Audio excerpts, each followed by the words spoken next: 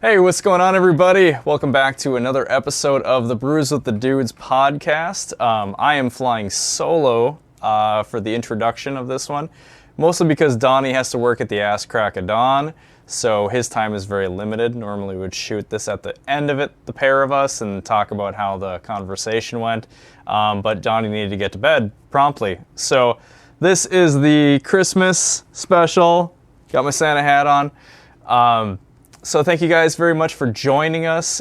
Today we've got guests Steve Collins and Charlie Dosh, a couple of good friends that we go way back with.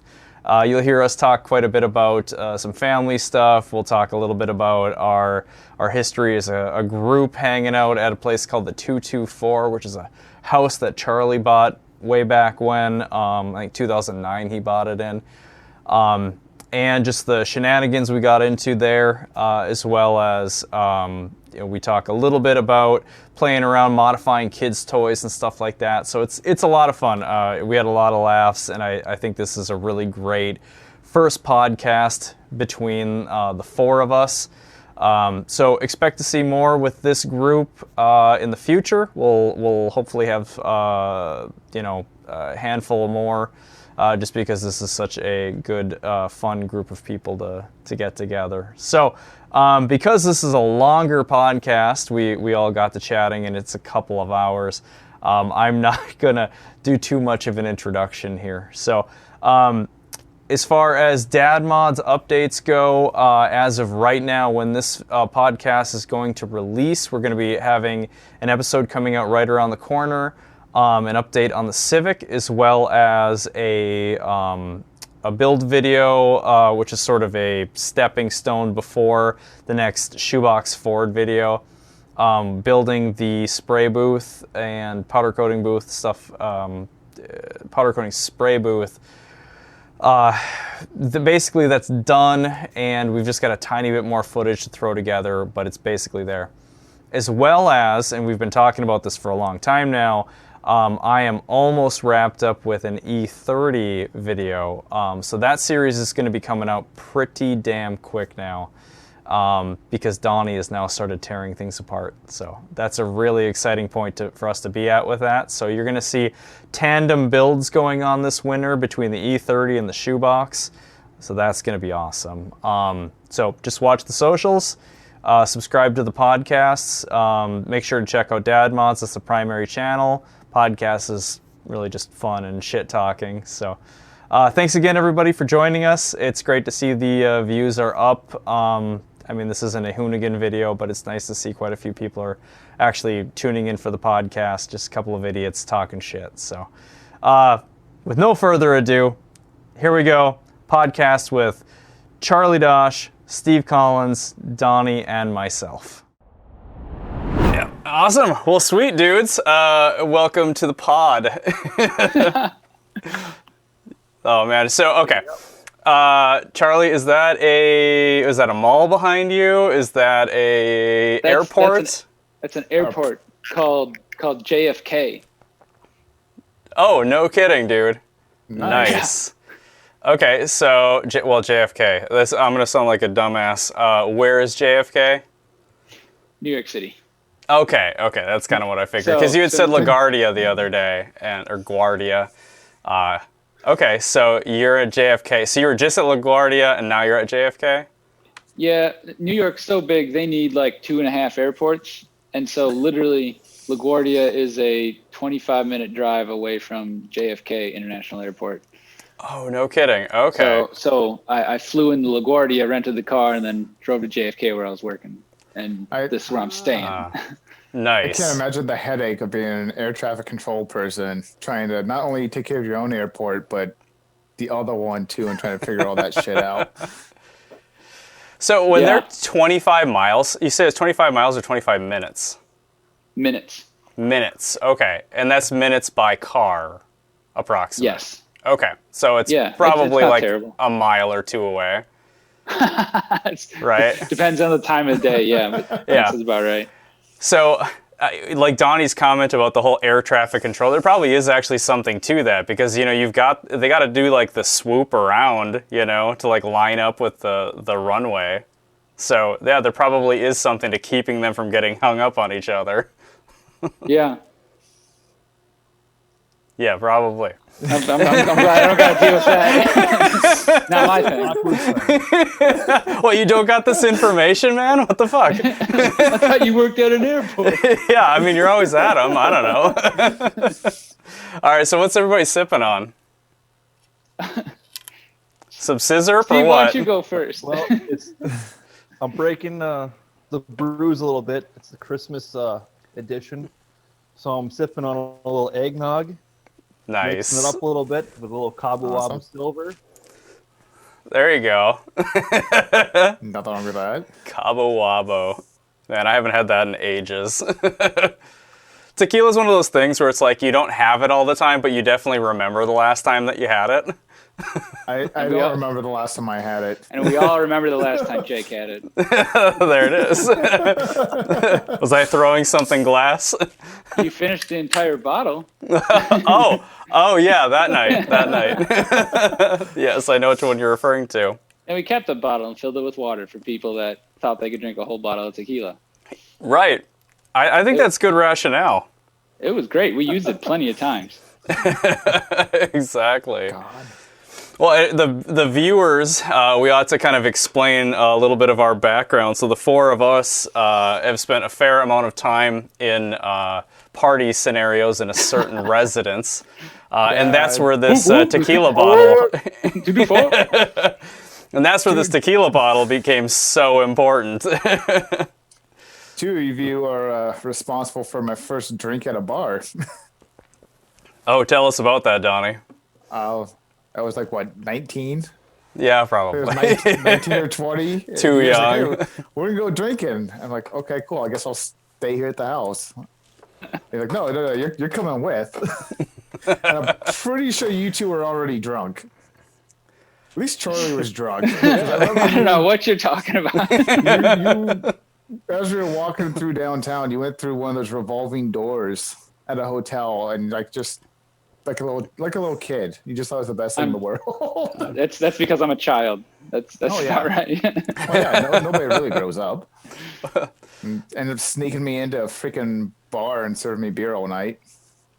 If I remember right, one of you guys attacked a traffic cone on the way back. Ah. That sounds Plausible. like Harmony night. Yeah. Right.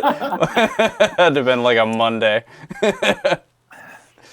Yeah, I don't know who that would have been, but it could have been either of us, really. Yeah. So we went and saw like a bluegrass concert that night, didn't we? Something to that effect? I don't think so. No, we didn't? Okay. Well. That was like a Wednesday. And there was a time that me and Steve were going to go to a concert and then found out there was no concert there. Damn. But we drank anyway. Or was that a play? I don't know. It doesn't matter at this point. You were going to get drunk and go to a play? You don't? I mean, I guess I would have to be drunk to go to a play. Well, Really, dude? No, I've seen a couple that I liked, but You're missing out, homie. Well, see, all these stories are a pretty good segue. The place where I'm staying at, Jake, I think you'd, kind of from your wedding style almost as well. It's 1962 here, and they push it hard. And so, Sweet. I mean, we got this chair, we've got a light behind me. It's a little funny, but it's a classy joint, right? It's a classy joint. So we've got classy glasses, and today we're going to be using a martini glass because we keep it classy in here. And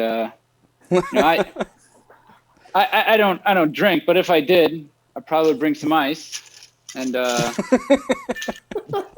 like where this is going. In fact, we don't even need this anymore. We'll just just put some of that in there. And if I did bring a drink, we'd wrap it, so it'd be nice. And tonight, I've been really getting into craft beers and stuff like that, so I wanted to, keep that vibe going. And this is a Goodyear one. This is called OE. This is the 22. So this one's more of an after drink. So we're gonna save a little bit of this for later. And so for this evening, we're gonna sip on a little something.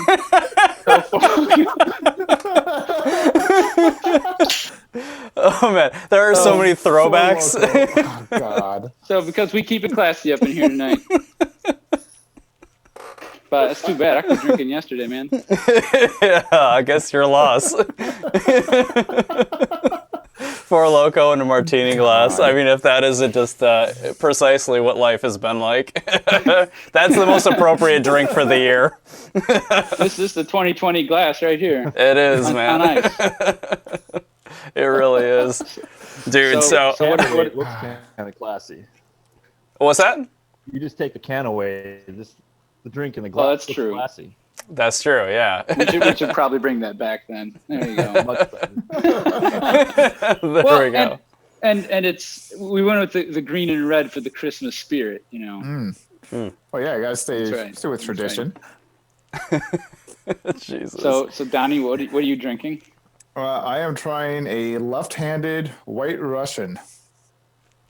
Left-handed. It's a White Russian stout, and it's not bad. Huh.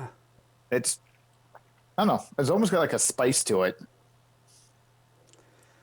Weird. Okay, so White Russian by Left Hand?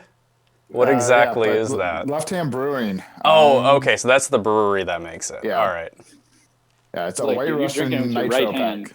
pack. So my right hand has a Surly Furious, keeping it real predictable tonight.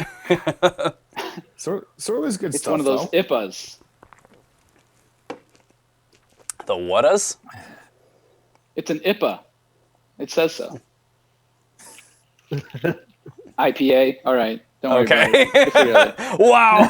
Just like right over my head. Like what? All right. So, okay. We're all dads. Mm-hmm. Some dads a few more times than others. So how wild has it been with little kids? Because all of our children are either 5 or under.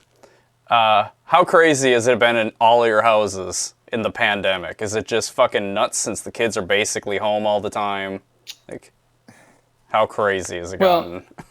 It's not like they were going to school a whole lot before the pandemic, so things didn't change too much around the house. I'd say mine are getting a little more cooped up than they normally are, but Yeah.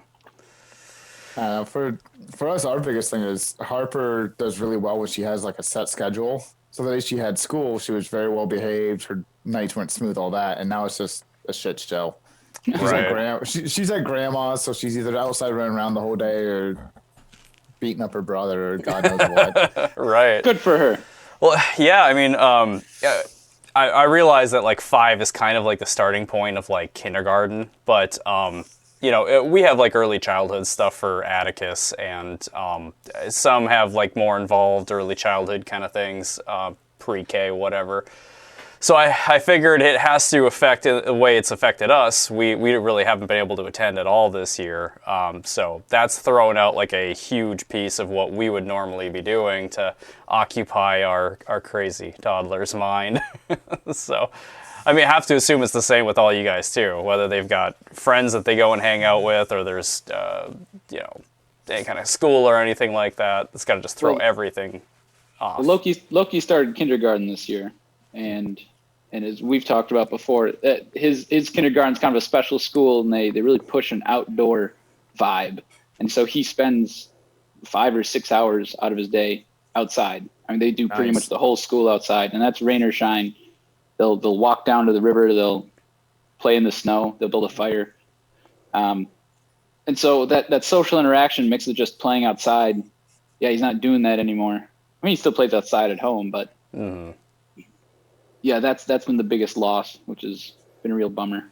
Yeah, I believe it. So even though it takes place primarily outside, they aren't able to make any adaptions in the time of COVID for that. They did for a while. They were doing the hybrid thing where it's kind of like half the classes do 2 days on, 2 days off kind of deal. But no, but between people not figuring it out, things getting worse. Right. So now, does that go by school district? Where I thought I had heard this, and I can't say that this is exactly right, but I thought like once the school districts reach a certain capacity of COVID positive cases in the kids, then they just close the schools. But it might be school by school. But are you guys familiar with that? Does it sound familiar? I don't know too much about it. I think it's a little bit more school by school base. Because like Charlie was saying, I mean, Harper School was the same way. They were open. They were limited days that they were having class. And then now just everything's either online or shut down. Yeah. So it must be like more of like the building itself, which would make sense. I couldn't remember if it was district based or what, but yeah. So it's probably more of the school.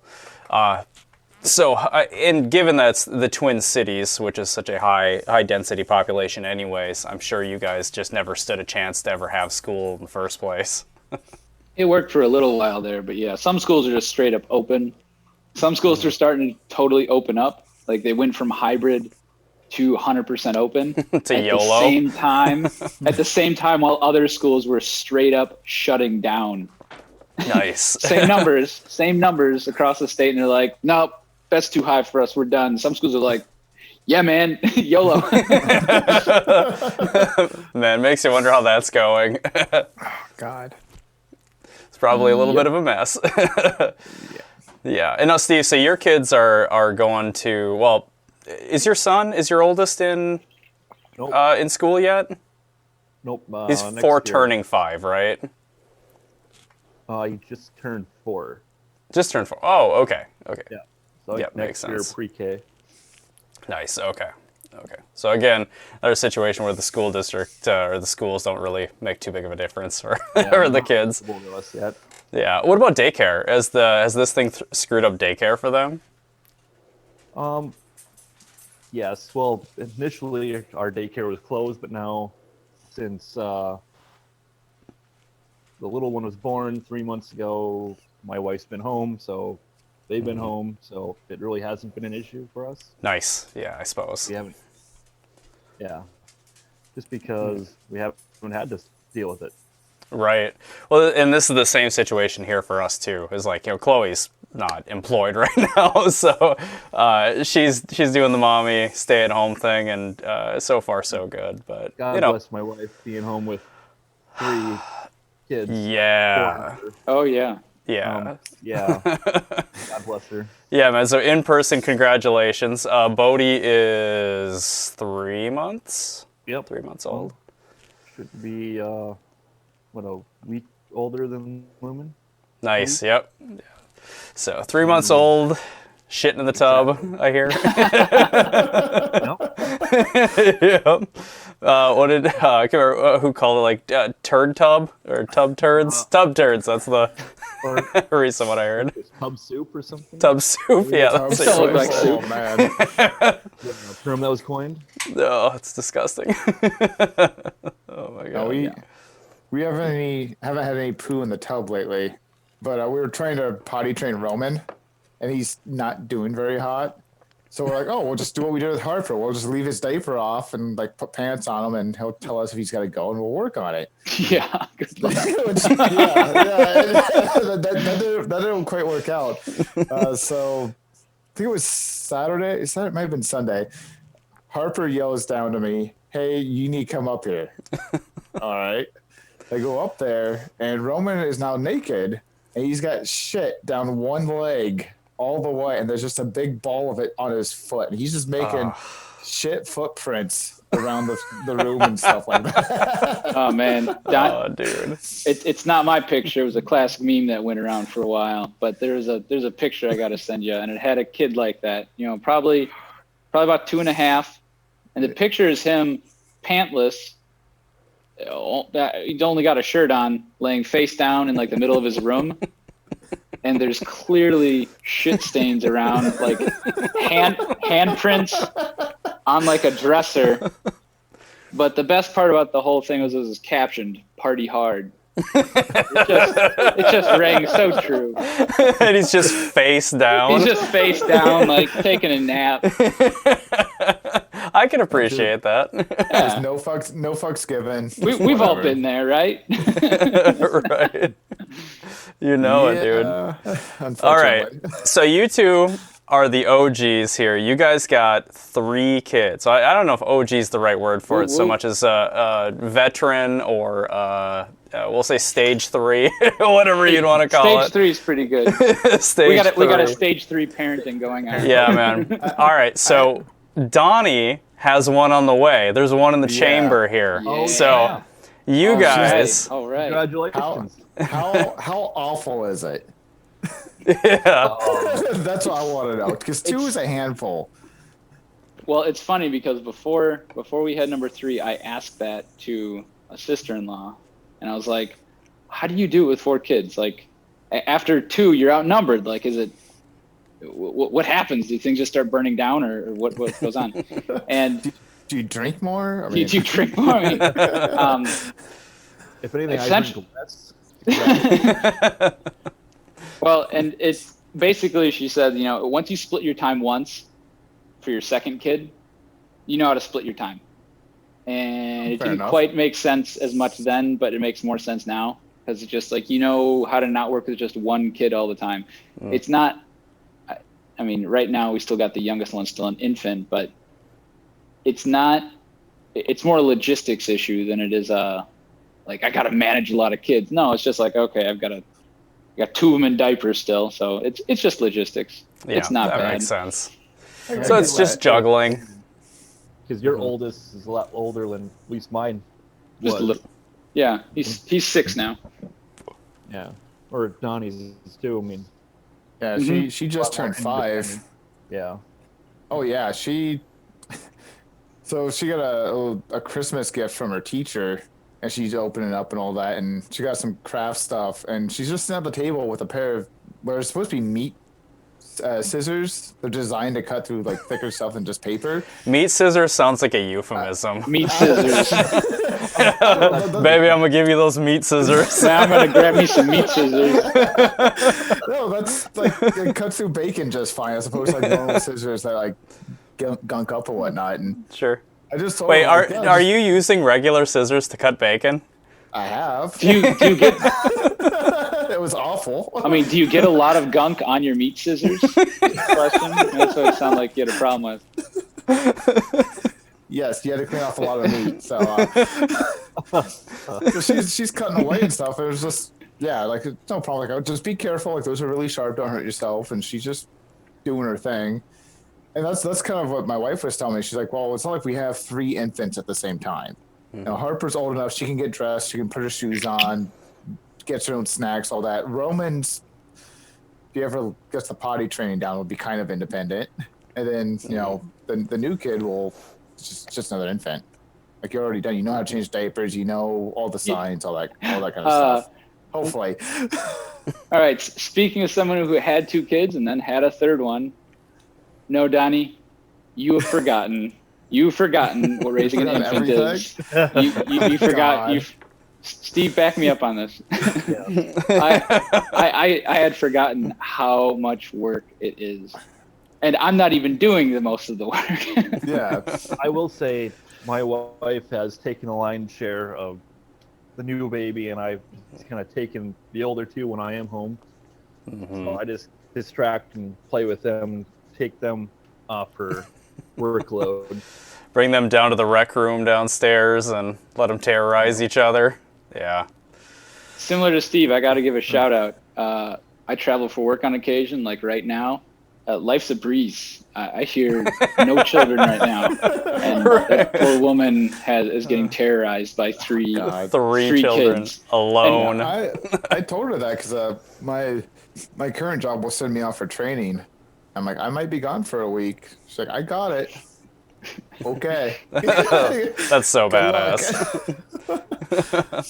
Because if you leave for a week, I'm calling help. I'm not doing it by myself. Right. I'll last about 45 minutes before the house is on fire, and I'm just crying. Right. Yeah, it's kind of funny, though. I feel like you sort of rise to the occasion because they're your kids, and you love your kids. So you're always going to kind of figure it out. You're going to get overwhelmed. You're going to get your ass kicked, yeah. but you'll keep them alive, you know? Oh, yeah. Keeping them alive is the easy part. It's like, how do you deal with, two kids fighting and one screaming because they can't talk yet? Because there's shit rolling down its leg. So the first thing that comes to mind when I hear like there was a turd and it sort of like rolled down the leg, like there's a line, which leads me to think that it was sort of like an avalanche. You know, like an avalanche, there's like the snowball that just kind of rolls. Is like, was it that effect? It wasn't a ball as much as it looked like he just stepped in mud. Like there's just a clump of it just attached to his foot. Fantastic. So that brings up the classic view of originally when I watched the show Knocked Up, it was comical, it was hilarious, and I watched that as a young 20-year-old. I'm like, this movie's so funny, and then you watch it kind of early stages as a parent, and you go, I feel so bad for that woman. This is a tragedy. This isn't even a comedy. This is just terrible. Having Seth Rogen's baby, that would be pretty rough. I'm in your phone. Anyway, but at one point in time, there's a beautiful quoted line that we use quite a bit around the house, which the little kid. So the maid lady that gets pregnant, she's got a sister who has a couple kids, and there's a birthday party, there's a lot of stuff going on, and a kid runs up, and he's probably 3, 4, and she holds his fingers, and she goes, "Is that poop or chocolate? Is that poop or chocolate?" And the kid's just smiling at her. He's just smiling. And so what does she do? She licks it. She goes, "Oh, it's chocolate," and she runs off. And the sister's like, "Oh my God, what if that was poop?" And she's like, "Kids are messy." Ain't that the truth? Hey man, it's your biology. You can handle it. Yeah, if I'm ever put in that situation, I'm not risking it. What you do is you take the kid's hand and you put it in their mouth and you see how they react. Wow. Okay, and that tells you what kind of parent Donnie is. I think I saw that in Saw. Yeah, no shit. Oh man. All right. So, I mean, is it noticeably more chaos with 3 kids as opposed to 2, or is it like, do the increments start being smaller? 1 kid to 2 kids is a huge increment, but 2 kids to 3 kids, what's that like? I feel like, this way, like going 1 to 2, you don't care as much about, or I should say, anxious about the smaller details. Mm-hmm. I don't want to say a little more careless, but you're like, a little bit more you can get away with. Right. If that makes any sense. Mm-hmm. So 2 to 3, how's that been then for you, Steve? Has the 2 to 3 been a significant change? I realize he's only 3 months old, so like that's not a ton of time, but I feel like it hasn't been that significant for me just because I feel like I'm just more taking over the role of the other 2, where I haven't. Mm-hmm. She's taking the lead on the infant, so I'm just doing my thing with the older 2, and so for me, it really hasn't been that much of a change. Because you were already hanging out with the boys some mornings, and probably, especially when they're really rowdy, I'm assuming like that's kind of always been your role. I feel like dads tend to step into that role anyways with the rowdier, older kids. Yeah, I'd agree with that. Mm-hmm. Yeah, so what... go ahead, bud. So that also comes to bite you in the ass, though, sometimes. Because let's wrestle. And then, like, today I get home from work after working 10 hours, and Harper's getting chased by her brother, and she decides I'm the best place to hide. So she climbs up on the couch, like, hides on my shoulders, my neck, and it's just, no. Like, I understand we're rough sometimes, but not now. Mm-hmm. Dad just wants to sit down. Go You're bigger. Go push him over or something. Deal with it. That doesn't sound all bad. And that's how we went to the ER. It was great that day. Figure it out, kids. Well, Here's $5 and a pack of smokes. You'll get it out. We kind of have that parenting style of like, are you seriously injured? No? Okay, pick yourself up. You're fine. Like if you fall over, we're not going to rush to you and be like, oh my God, are you okay? If we see blood, that's one thing. But like, Roman, he was trying to figure out, this was way back in the day, but he's just starting to walk. He was trying to figure out how to go across our back porch because there's a step up. And he sat there for like 10 minutes. He kind of whined and wanted to be picked up. It's like, no, figure it out. It's fine. It's okay if you fail, but you got to try and learn a little bit. You got to try it and see if you can achieve it. Sometimes they just have to get hurt. From the intro to parenting, when you have your first kid, pre-COVID, when you actually saw other people, one of the worst things about parenting is other parents. Oh yeah, 100%. And it was very interesting whether you be at a park or something like that, and you know exactly what Donnie's talking about. Your kid falls down, and you're like, "All right, he's fine, get up." And then you see another kid fall down, and you're just kind of like, especially if it's a new parent and you don't know, you haven't met him yet. You're like, all right, how are they going to hold this? How are they going to do this? Right? Are they? They're looking anxious. They're looking anxious over there. Oh, they're in for it. We had that exact scenario around Halloween. We went to some pumpkin patch, corn maze farm thing. And there's this big slide that the kids were going down, and Harper went down full speed and slid off into the slide, probably about a good 4 or 5 feet, landed on her ass. It's just a solid thud. And all the other parents are like, oh, like, is she okay? And I'm just looking at her. She gets up, she laughs, and she runs off and wants to do it again. And it's like you said, it's the same thing. You see some parents, their kids fall, and they're like, oh my God, let's go pick him up. He's crying. And other parents are just like, oh yeah, that's happened. I feel like that's a good sign, though. If you've got a kid who can pull themselves up after a good fall, and then just like run back to doing it, that's a really good sign. Loki, that's some resilience. Loki slammed into me going down a steep ski hill and flipped on off skis. Oh yeah, he's been skiing he started skiing last year. So that's awesome.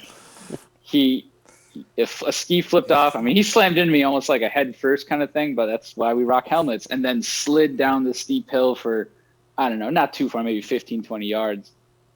And I was like, oh, is he all right? He just gets up and he's like, oh, I got to get a ski on again. Kind of like, all right, let's go down again. It's like, oh, sweet. And it was the first run we did that day. So I was like, oh man, come on, don't, hopefully this ain't it. But don't hate it. Yeah. Oh, he loves it. He loves that. And I'm sure we'll get into it more, but I'm teaching him slow on the dirt bike, but, yeah, it's, you rock a helmet, but he doesn't have full riding gear or anything like that. Just put on a helmet. Okay, you can't find your riding helmet, put on a bike helmet. You'll be fine. It's not like he can go that fast anyways. No. Oh, kids get hurt. It just happens. They play hard.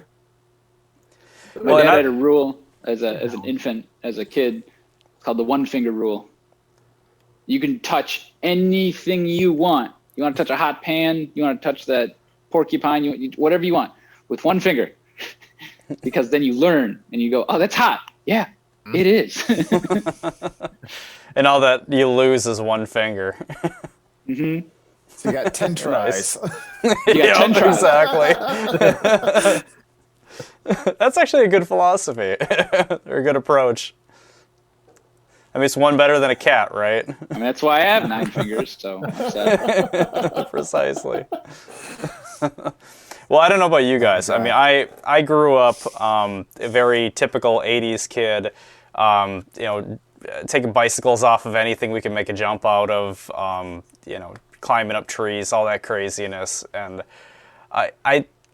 I mean, I have to romanticize my childhood because it's my childhood, and I thought that it was pretty awesome. But that's kind of my approach with Atticus. Is I want to give him something pretty similar. I want him to be able to learn the hard way, fall down, try some silly stuff, jumping a bike off a jump, all that kind of stuff. Yeah, like Roman, not so much. Like, he's starting to come into his own as he gets older. But Harper, for sure, she's kind of like that. Like she'll climb on her playhouse and stuff like that. She has a swing set, but she doesn't use it like a swing set. She won't just swing on it. She likes to climb all over it and see if she can climb across the bar that holds the swings up and shit like that. And I don't know. As kids, it's like, yeah, you have all the time in the world. Go do crazy stuff now. Because then when you hit 18, 19, you don't get to do that anymore. Well, you do. You just go to prison, not juvie. It's a change. Exactly. Yeah, So get it out now. Actions. So Loki's riding a dirt bike, a little electric dirt bike, right? Yep, is 24 volts of fury. That's awesome. Now, was it originally? Was it? That one is completely unmodified. Okay, so it's originally 24 volts. Yes, of which there's a lot of advantages there. One, with being electrically inclined, if I need to throttle something up or down, real easy for me to do. I never have to clean a carb, and it's instant power. It's right there, highly controllable. And the other big thing is, we got a nice sized lot, but I don't live in the country at all. So, dirt bikes make noise. And this thing don't make any noise, so he can roll around all day with that thing, and it's not a big deal. Until he sneaks up behind you and runs your ass over. Don't hear him coming. Motor makes a little bit of noise, so I'll be all right. But yeah, no, in the backyard we have the neighbor kids that'll come over, and we've modified some Power Wheels for them too, and it is pretty well. It's like playing Frogger back there. It's a lot of fun. That's awesome. That's something I'm really excited to get into. I didn't realize that they're actually as affordable as they are, like brand new. They're like, what, $350 or something? I don't think that's affordable at all. Oh, I think side of the road and $20 for this thing that's got crap smeared all over it. That's what I'm about. Don't get me wrong. I'm all about picking those up for cheap. But I was surprised. I thought they were like $1,000. I thought they were really expensive to get these things, but so when I saw it was like $350, $400, I was like, oh, that's not that terrible. And then you're starting with something that's like, unabused or in decent shape. But I don't know that much about them yet, so maybe it doesn't matter. You get them, the more beat up they are, the better. I don't know. I'm kind of into just buying new cars. I don't like modifying or old cars. I think that's lame, right? Well, okay. So we're not talking. I mean, if we're comparing a like Barbie Jeep from 5 years ago to a Barbie Jeep from today, they're hardly different. All right. Yeah, we're not comparing like a 41 Ford, well, to a 2019 Camry. The Gravedigger Power Wheels is like the 49 Ford, That's true. That's true. Okay. I looked it up. It's Loki's Gravedigger, which we picked off. It was on Facebook Marketplace. Emily said, "Hey, I found this. Should we get it?" I dropped work. I was a half hour away, and I went, "Nope, I'm done with work today." And I drove immediately there. I was like, "It better be on the side of the road still," and it was. That was free? Yeah. Damn. Yeah, no, that one was a score. There's been other ones. This city's is nice for that kind of thing. But there's been a couple other ones they're cheap, they're broken, and which is, hey, that's great. That's what I want. I want a broken one because otherwise I'm going to break it anyway. Right. Well, I hope that you know how to fix them and all that kind of stuff too. So. Yeah. Well, I don't know. You guys do way cooler stuff than anything I'm doing. It is the same thing though. Some of it's pulling out like for like, and some of it is doing a little bit of drilling. But I don't do any plastic body work. I just drill holes in it and call it a day. My clientele doesn't care nearly as much. Right. No, that's super cool. And if we weren't up to our eyes in projects already, we'd be picking one up.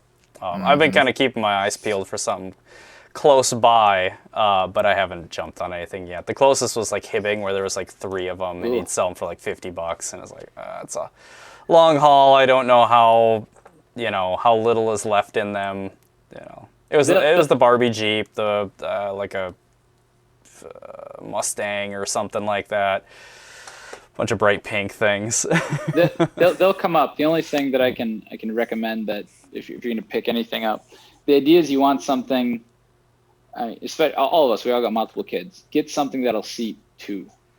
There's a lot of like 12-volt single, like one kid sits in there. Nah, that's no fun. It's a lot of fun watching your kids sit side by side and cruise around together. I can attest. My boys have a Jeep and they sit by side and they cruise all around, and it's adorable. That's awesome. You watch that and your head explodes into candy. It's fantastic. Really? It probably helps with the fighting too, because they're not fighting over that one toy. They can share it a little bit easier. Yeah, that's a good point. They just fight who's the one gets to drive. Who gets to drive? Well, we still do as adults. That's true. So I've seen the YouTube videos, stuff like that. Have you had your kids try to run over a sibling yet? Tried or have. Success. Whatever.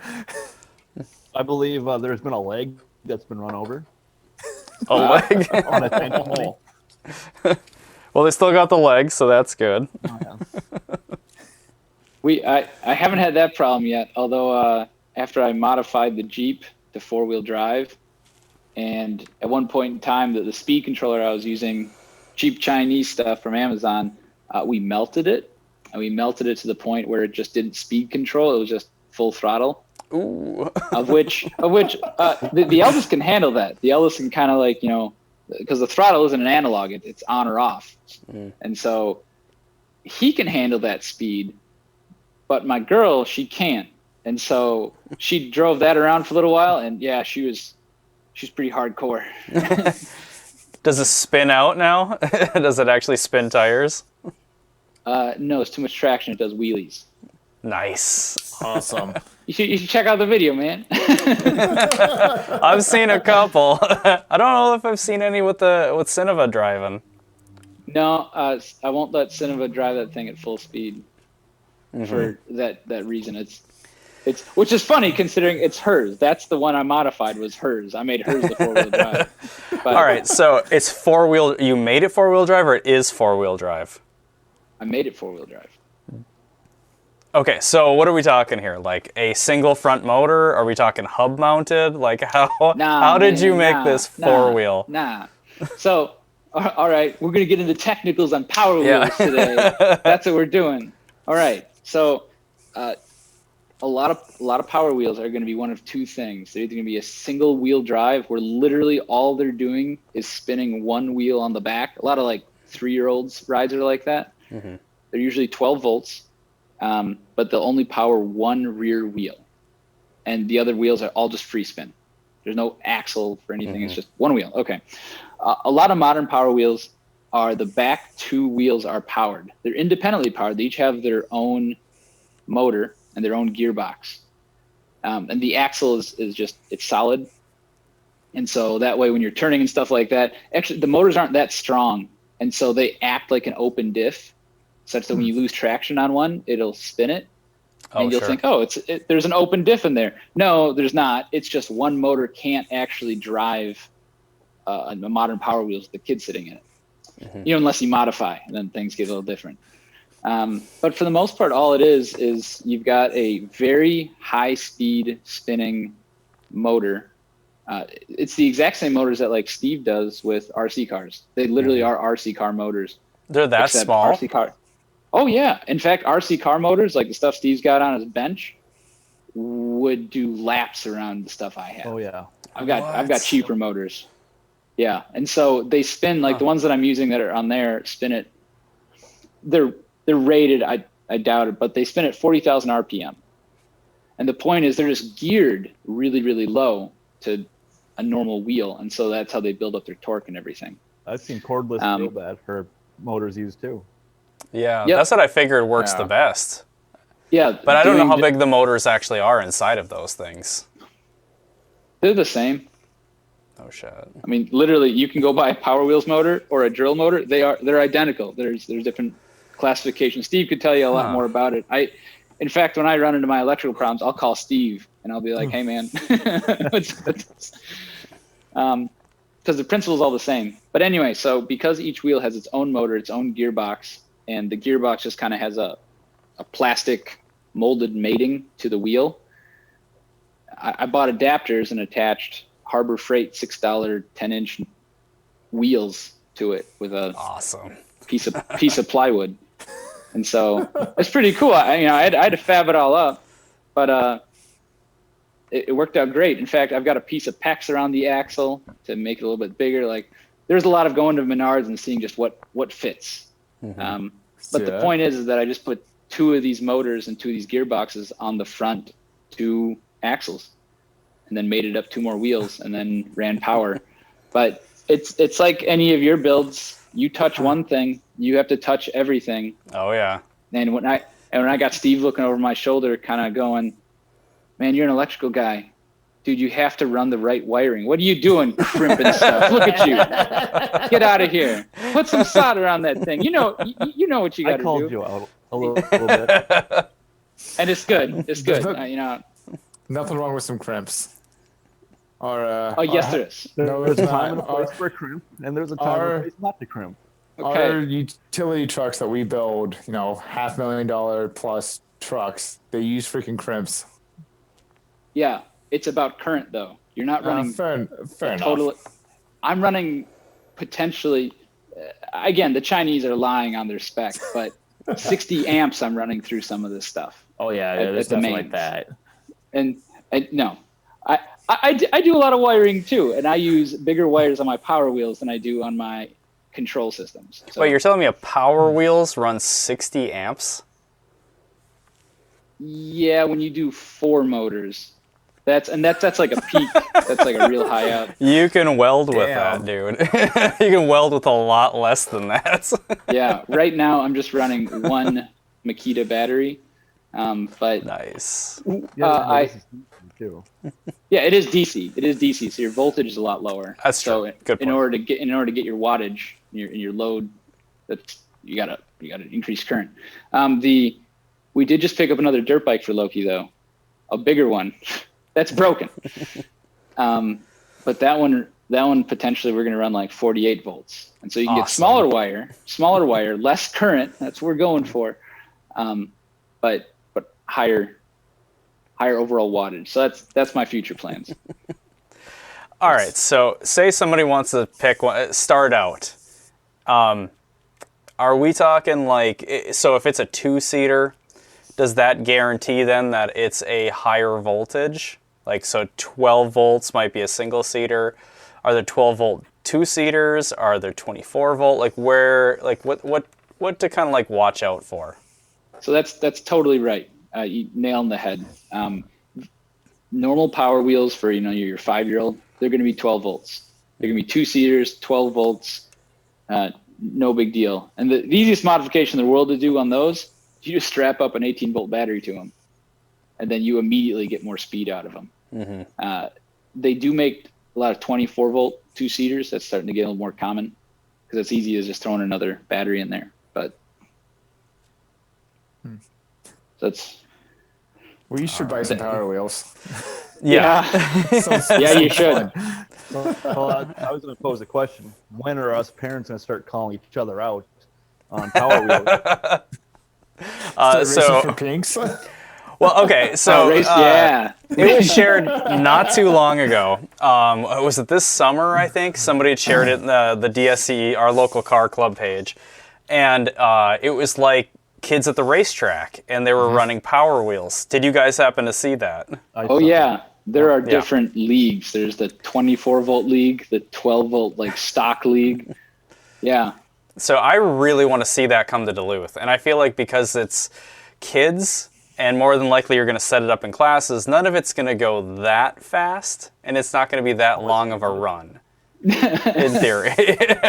So you could. Yeah. So I'm wondering if we could get somebody local, whether it's Clyde Iron or it's Amsoil or whoever, to let us use the parking lot and say, the kids won't cross 20 miles an hour or 15 miles an hour. I don't know. Hey, don't make promises you can't keep, buddy. Well, we got to start somewhere. That's a 10-second Power Wheel, y'all. Yeah, right. But I think that'd be a blast. No, that'd be a good time. And there was a lot of interest in that post, too. Mm-hmm. I've been keeping my eye open for a single-seater for exactly that day. Single-seater because it's lower weight? No, single-seater because a lot of those single-seater cars, they make like cool Maseratis and like, I mean, the rich kids have them. I don't got none of that, but they are definitely they're fancy looking. So someday. Nice. Yeah, I mean, I don't care what I'm starting out with. Ideally, I want to find a Jeep just because Atticus loves Jeeps. So I'm hoping to find one, but I don't know anything about them. I don't know the specs on them. I don't know if like they outfitted the Jeeps with like a decent drivetrain. Like if they made ones where it powers, like it's got a solid axle in the back versus like a single wheel. All the power wheel, all the drivetrains are all pretty much the same. Mm-hmm. Yep. For the most part. Except that like some power a single wheel versus two wheels in the back, right? That's one of the differences. That's about it, and that's about one of the only differences. Mm-hmm. If you get to depending on who you talk to about the specifics, the F-150 power wheels are a hot class. They're definitely a longer body. We managed to pick up two. The neighbor picked up two of them, so I've been modifying those. So there's that, and then there's the Escalade. The Escalade, because that one it's a bigger body, and so it had a little bit beefier, it had more torque, less horsepower. The only difference in a lot of these isn't the motor, it's the gearing. That's it. So some of those big ones, they just move slower to make up for it. Does the Escalade have spinners? No, and they missed they missed an opportunity there, I think. Does it come with a dime bag? A dime bag? I'm pretty sure it's Coke if you're driving an Escalade. Oh, man. Oh, fuck. Well, on that note, I'm going to have to dip out. So, I have to be up at 4. Dime bags, Coke. Yeah. Yeah, speaking Get all of. sleepy up in here, so. I wake up 1 hour after you, buddy. It's going to be fun. Oof. Yeah. Oh. Here's what it is. All right, Donnie. Have a good night. Good talking to you guys. We'll see you next week. Don't get too trashed. How did I leave this? I'm sorry. I thought this was America. There he goes. That's right. All right. Let's see if I can remove Donnie. Remove and report. No, I don't want to report him to Zoom. Okay. Well, get a load of this guy. Man, all right. So you just got me really intrigued by this whole Power Wheels thing. It's been on my radar for a minute now. I don't know. I'm gonna have to keep my eyes open. So how do you tell the difference as far as like one that drives both wheels in the back versus a single wheel? Real easy, man. It's how big it is. Basically, single seaters probably going to be one wheel. Mm-hmm. 2 seaters are going to be 2 wheels. Nice. Just go off of that. Yeah, because it's not going to drive forward if it's got too much weight in it. It's only driving a single wheel. Right. And so Cinnabon rolls around a lot with it. She's got a little pink one that I haven't done anything because why do that to your 3-year-old? Yeah. But she just rolls around in her little 12-volt deal and single wheel power. Although in the backyard, it doesn't get as much traction. So that's a whole nother thing, the whole traction deal. I think, Steve, we even talked about that one with your whip. Yeah. And that single wheel, that is a one-wheel wonder. It doesn't do nothing out on the grass. But then Loki hooks up his big old grave digger, and what's cool? It's just plastic. You can attach whatever you want. So we put tow hooks, D-rings, ratchet straps. Nice. The most recent one, I carried around a steering wheel from a boat for like 2 years. I wanted to use it on something I didn't know, and so we made a tow rope for Loki. And so on a half-inch piece of EMT, his gear ratio of him turning this wheel, he's got all the power in the world. So he made himself a winch then. And so he tows Cinnabon behind him. Oh, that's awesome. He doesn't have any traction, so he just hauls it around. It's a good time. That's got to be cute. So, Steve, now which one do you have? You said it was a Jeep? It is a Jeep. He got a nice one. Well, technically it came from the mother or the in-laws, so I don't want to modify it because it's nice and new. So that's the hazard. The road first. So if you buy one new, then you don't want to mod them.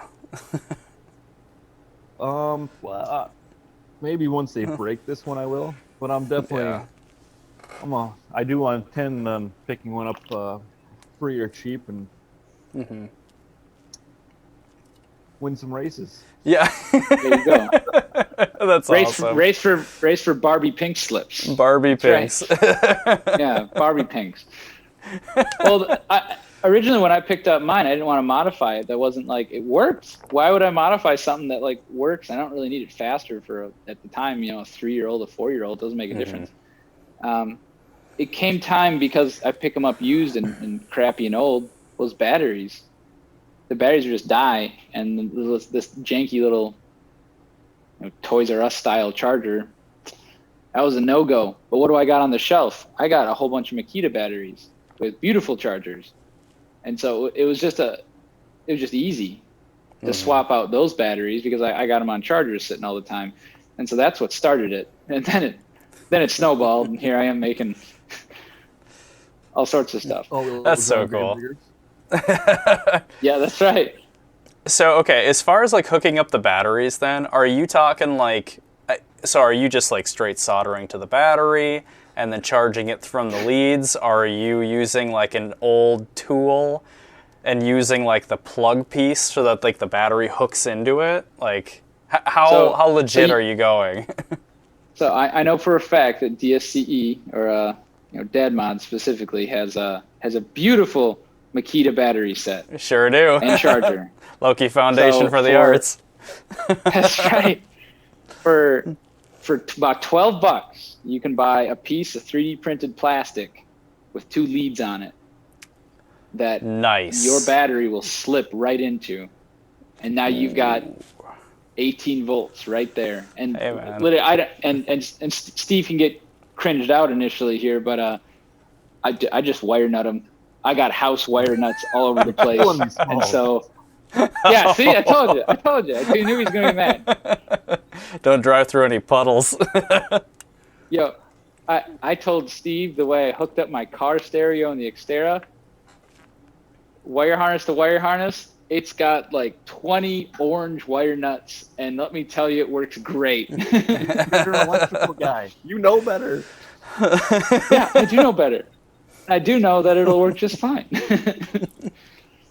Oh, that's the wire awesome. nuts didn't cause my rod knock. Me not putting in oil caused rod knock. I know what I'm doing. And how long did you go after it started knocking? You just put no oil in? The magic number is 7 months. That's amazing. I believe the Finnegan saying you're allowed to break the rules as long as you understand the rules. That's perfect. That's right. That's right. Jesus. Well, and that's why, and as per this recent, the 4-wheel drive build, which out of all of them has been the most extensive, I followed.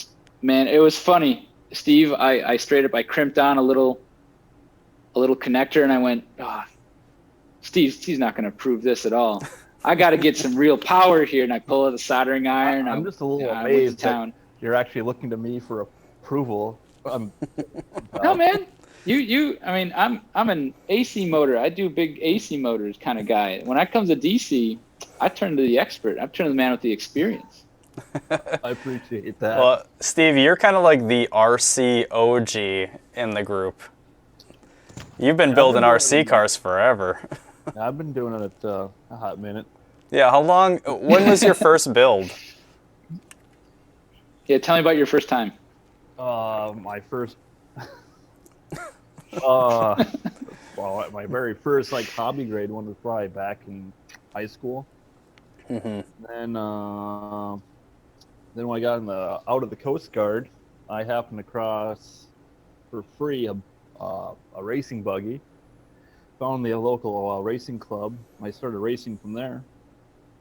Oh, nice. Okay. Been racing on and off since then. Now with the boys, I've been taking the last few years off. Maybe if hopefully they'll take an interest in it, they'll take an interest in it. I'd love to go racing again with being a crew chief for my boys. Oh, that'd be so cool. But I've Jake, all the different offshoots, custom built rock crawlers when that was a new thing in the RC world, and pretty much you name it, I've done it RC wise. Yeah, no doubt. Jake, have you gone to an RC racetrack? Yeah, well, I've been to the ones that are at like the World of Wheels, Motorhead Madness, so I've seen that track. I don't know that I've seen the tracks at, oh God, what is it? The Armory. I think it's the Armory in Superior. I haven't been to those yet. Basically, that's the same track you'd see at the World of Wheels. Oh, okay. They actually moved that track to the World of Wheels to put on that race. Mm-hmm. So yeah, Steve brought me one night to one of those, and I was blown away about, we're all adults and we have a little bit of coin, and it is amazing what these people, how serious they get into it. I mean, it was awesome to watch. They had the guys at the back of their vans and trucks. They'd pop open. They had loads of tool chests with spare parts. It was the exact same stuff you'd see at a normal full-on car racing setup. I mean, they got spares of everything. After that race, they're swapping out stuff. They got battery packs that are charging right there. It was incredible. I love the amount of dedication and seriousness to this thing. And it's like, oh, but you're playing with a little toy. Yeah, it is. But okay, this guy's treating it serious, and so's that guy, and so's that guy. And when everyone does that, it's a lot of fun. It's right there with Power Wheels, where if we all got stupid. Yeah. Well, isn't that the beauty of it? That world's incredible. Yeah, I know. That was kind of my impression too. Is like I played with RC cars since I was a kid. Like we had the little teeny. I mean, I don't even know if they ever went below 12 volts. They probably did. They're probably 6 volts at once. But we had like these little teeny things back in the day, and I had like a big monster truck version, and it was it was fine. Like it'd take overnight to charge it once you ran it out after an hour, half an hour, whatever it was. And it was a blast. And it was so cool then when I met Steve and I started seeing what he was building and realizing like, whoa, like carbon fiber is on some of these things. Like there's carbon chassis and there's like upgraded motors and like, okay, there's lithium ion batteries. Like what? Holy shit. So it's just crazy to think how far it evolves. And now it's even a far cry from when I first met Steve. To have fun, there's another video I'll send you. So through Power Wheels, through kind of, and I'll say it, some of Steve's expertise, giving me some ideas and whatnot, I've gotten pretty decent with some of these little tiny motors. And then I found another toy that I was very passionate about, at least at one time, that uses DC motors. That's Nerf guns. Okay, I thought that's where you're going with this. Like the Gatling guns. And you nailed the head on that. So I'm expecting. So I was used to our back in the day when us folks we would modify them, we'd paint them, we'd drill them out because they're all because they're all pneumatic, right? We'd stack a bunch of pennies underneath the springs. That's how you hop up your Maverick. Dude, this dude gets it right here. Yeah. So a lot of modern ones are motorized. They used to be a special thing, but now it's a pretty common place where you just pull the trigger and a motor starts going. Well, with DC motors, if you want them to spin faster, you just give it more voltage. Now it might melt it eventually, but right away it won't. So, and I also have some Milwaukee batteries. Now Milwaukee batteries, what I'm using, are 12 volt, not the 18 volt. I didn't want to throw a full Makita at that, but the smaller ones work great. The M12s, M12 fuel, baby. So I had just like before when I had sparked the passion, I saw one. I was like, yo, Nerf guns makes that? That's incredible. And it is a full-on, it's like 2 feet long. It's a chain gun. It's got a spinning barrel. And I was like, that is so cool. And I think it's like $200, which I don't got that kind of money floating around. What I do have is $40 for a broken one I find on Craigslist. Of course. And turns out the only problem with it is that there was a stuck dart in it, so winning. But I used it and I was like, wait a minute, it shot like a normal Nerf gun with a motor. I'm like, this isn't a chain gun. This is ridiculous. We have to fix this. So we took out a Dremel, we took out a hole saw, we took out a number of other things, and we put in a 12 volt rather than, what does it run on, 6 volts? And it's a thing of beauty now. Now it moves. Yeah, so, I believe it. You double the voltage? Yeah, we'll give you the video. And it hasn't melted yet. You like Chase Loki around the yard just unloading on them? No, not quite. I have more fun. I find it cuter if I just give it to Cineva and have her shoot it. So. Well, you know where this is going, right? Oh, we're going to have Nerf fights. Well, okay, so you've got a Gravedigger that's got a pretty big chassis. You got to mount the Gatling gun to the top of the Gravedigger. You are totally right. Straight Mad Max. And the chain can be like the gunner on the back of exactly. So you know how I mentioned that F-150 is kind of a thing? Yeah. Mm-hmm. And the chain gun one, or the big barreled one, I actually have a chain gun one that has a belt feed Nerf thing, and it's set up for a tripod. It's just a spray paint can and a couple 1x2s away from getting mounted. So you have to do it. And see, after it's not even an option at this point, it's happening. Right. And it's 2020. I mean, if you're ever going to build a Mad Max style Power wheel car, well, I think. Yeah. That's what 2020 LARPing is. We're just going to do live action role play of Mad Max, but our kids will do it with RC cars and Gatling guns. It'll be perfect. I just got to teach Loki to scream, "I'm shiny and chrome," and yeah, he's got to spray paint his mouth. Yeah. We'll figure something out. He'll just use like a gum wrapper, and he'll do like the icing, like the fronts. Oh, that's fantastic. There's some Paul Wall teeth. Yeah. Steve knows what I'm talking about. Oh man. So back to RC cars too. So I had built a rock crawler a while ago, and I haven't touched it in ages. Basically, since the kids are born, I haven't touched it. Steve, are you playing with RC cars at all anymore? Charlie, do you have any? I can't remember if you had any. Yeah. I have one, and guess who I bought it from? Steve, nice. Steve, so, yeah. Steve, you really haven't touched them much either? No, it's the boys. The boys have found them, and they've taken they're definitely interested. Mm-hmm. I haven't really been doing much with them. I'll just change that. Mm-hmm. Well, Jake, I kind of wish Donnie was on here because he's talking about that number 3. But one of the things that kind of came up is, you got some kids. You know how this goes. With your first kid, you go, well, before you have kids, you go, man, I'm busy all the time. Mm-hmm. I don't got time to do anything. I'm just busy all the time. And then you have a kid. And then you realize how not busy you ever were. Yeah. And then you go, oh, I've got a kid. Like, I can't imagine doing anything more. Like, I barely get anything done. I'm busy all the time. And then you have kid number 2. And then you go, oh, no, I was not busy before. No. At a wealth of time. And then you have kid number 3. Does it really change, though? Yeah. I mean, because really you're just like, you're watching 2, but you're still occupied with child.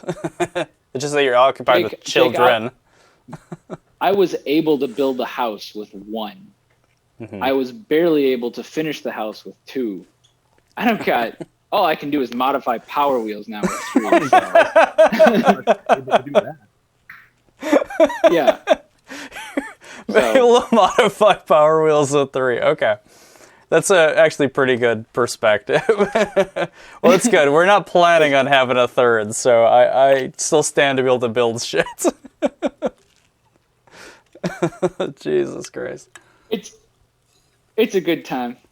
It's a good time. As my dad says, I hope you have as many kids as you want to have, and I wish that for anybody. God, that's such a good. That's such a nice sentiment too. Yeah, man. God, I know. I can't imagine dividing up my time now between 3 of them. I mean, I have to assume, depending on like how far you space them out, like maybe you luck out and maybe the oldest helps out a little bit, like where it's the kids will play together, they'll kind of like occupy each other. But I don't know how much that would be like reliable to where you can shift your focus. Steve, I don't know how I mean, your else is getting up there, yep. But Loki's to that point. I can leave them outside and I can go do something inside, or I could leave them just the L is 2, so that's 3 and 6 now. I'm definitely not that. And I can go do something else. Well, and so yeah, for me, I can leave them alone for a bit, and one will just narc on the other, and the other one, she's a trooper anyway, so she doesn't care. But neither one of them is going to go eat a plastic bag or anything, so it's working pretty good. Well, even just small, just menial tasks like Oliver now. Every night he feeds the dog. I mean, it's small and menial task, but it's one less thing we have to do. That's awesome. Yeah. Good point. I can't wait until Loki division of labor happens. Little tidbits of child labor here and there. That's awesome. Well, hey, I mean, the U.S. laws kind of back that up. Shoveling. If you own a business, you can just put your kids to work. You don't even have to pay them. So there you go. Wow.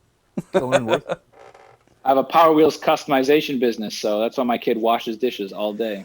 Well, hey, here's the thing. If there's a generation that's going to get into modifying Power Wheels, it's going to be the millennials. So you should probably get on that and start that business. Start ordering them out. So here's my inaugural shout-out. So if any of y'all want to modify Power Wheels and pay me, just ship me your Power Wheels. Right. Just don't mention the wire nuts again. That might hurt your business. Yeah. No, I'll pass on that one. Yeah. Although I have posted the 4-wheel drive video. I mean, Loki's doing a hill climb and doing wheelies doing That's awesome. Jesus. And it is incredible. Like it drives me just fine. And it was amazing with doing four motors, Whoa. even of the same caliber. Even the stock, the big one there, the Gravedigger, that could carry me, but I don't want to make it too angry. Yeah, it's pretty incredible what you can do with that tiny, tiny little motor. So we're talking. So correct me if I'm wrong. That one's 18 volts and 4 motors. Yes. Correct. Jesus Christ. Of which technically a fully charged Makita battery. 3 motors or 4 motors? 4 motors. 4 motors. 4. So, okay. 1 per wheel. And they're off a single battery? Off a single battery. Then the next question that comes up was, well, how much runtime do you get? That's about 10 minutes. No shit. If Loki's going full bore. It's a good 10. Right. Oh, it's a good 10 minutes. I live my life 10 seconds? 10 minutes at a time? 10 minutes at a time. Well, if you think about it, those Makita batteries charge super fast. So if you've got like 5 of those things, you're fine. That's the point. You'll never run out. That's the point. Right. And I'll just walk around with a couple of those in my pocket, and some of the kids are like, hey, it's going slow. Yeah, they'll come up. Click. They'll ask, like, hey, Dad, it's driving slow. I think it needs a new battery. You got that battery, Dad? You got that? Man, you got some battery? I'll bring you a cheeseburger. I got these cheeseburgers. No, but just for fun, those Makita batteries, just like a 12-volt car battery is a little bit higher. Those Makita batteries are 20 volts fully charged. So they nice. They fun, man. They cook. Yeah. But no, I just got tired of paying the man. But for all you people that want to do kind of, I'd like to stick with a 12-volt battery, but I don't want to pay Power Wheels prices. I feel you. Wheelchair batteries. That's what you need. You need a deep cycle 12-volt battery that's sealed. That's a wheelchair battery. So you just got to find somebody like real disabled looking in their their mobility scooter. Hey man, what you doing with the batteries when you're done? With your Phillips. Pop that Y'all out. laugh now. Y'all laugh now. I almost bought a one of those little, those little like power carts at like a store. It's not quite a wheelchair, it's just an assisted cart. I almost bought a broken one of those. The motor wasn't broken. Are you like thinking ahead? Well, the point is, that's a big old DC motor, Yeah. And I was going to slap that in the back of a power wheel. Well, here's the thing. Here's why your thinking is really apt on that. Those things haul some big people. So if you can haul a 300-plus pound human on one of those things, you better believe that's got enough torque to move a power wheels, no problem. Well, that's the point. I looked into a lot of that, and in fact, I do a lot of electrical things, but I never looked into it. And I've talked to Steve about this one. I was like, okay, I'm doing power wheels, this little Makita battery, and we're cooking along. What does a Tesla use? Mm-hmm. What differentiates me than a Tesla? And I looked into it, and I went, it's not that different. And then you start talking about EV swaps in cars, and then the price tag goes up. But I use a lot of the same equipment, and it's a lot of the same stuff. So it's real cool. Shit. You stop using DC. That's number one. You get off of the DC mesh. Huh. No kidding. Okay. Yeah. It's cool. I'm all in on electric. I think that is some cool stuff. Hey, wife. So. Can you grab me a beer? Yeah. I'm gonna need a third. Hey. Which? Hey, Jake's Grab drinking. Woo! 90 Woo! shillings. Just surprise me. Baby. I already said it. All right, what do we got? All right, Steve, how's that knock viewers, treating you? Excellent. 90 shilling. What do you got? 90 shilling. I'm gonna buy a Power Wheels with 90 shillings. If I find any more cheap free ones, I'll let you know. Well, let me know. I'll give you a it's a finder's mecca fee, down here. dude. I'll give you a finder's fee for real. Because you know what you're you're the dude looking that's gotta for. drive. And yeah. Well, I'll still give you a finder's fee. See, I just don't know what I'm looking for, and like having somebody, and just like with Steve with the RC thing, buying the crawler, buying the drifter off of him, it's night and day. Like knowing somebody who's in the know, so that you don't end up with a single wheel powered. Barbie, what is this crap? Barbie Corvette. You get it home and you're like, wait, why is only one wheel spinning? This is shit. So, I feel you. It helps. Uh-huh.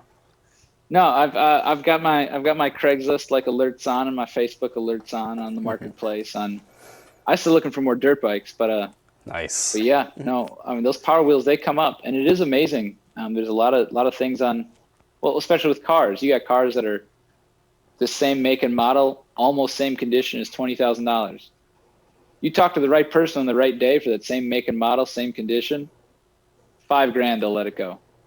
It is insane, and it's no different. You got people that'll say like, "No, I want $300 for this. I bought it for $400," and you got some people like, "My grandkids outgrew this. If anyone wants to come by this afternoon, it's free." It's like, all right, man. That's awesome. Well, I'm sure that there's a lot of people that see them as junk. Where they're just like, oh, it's been sitting around, the kids rode the crap out of it, like, this thing's scrap, I'll throw it in the dump, but first I'll just, like, put it on the corner and see if somebody wants it. And there's guys like you that drive past and you're like, oh, shit! That's that's a 12-volt, blah, blah, blah, blah, blah. It's a Maserati, single seat, this is the lightweight ones. That's that unicorn, man. They only made 5 of those, man. Exactly.